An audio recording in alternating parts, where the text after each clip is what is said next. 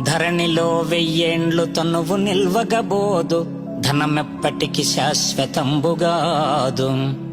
దారసుతాదులు తన వెంట రాలేరు, మృత్యులు మృతిని తప్పింపలేరు.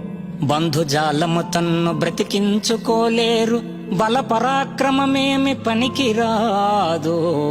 ఘనమైన సకల భాగ్యం బెంతగల్గిన గోచి మాత్రం బైన కొనుచుపోడు.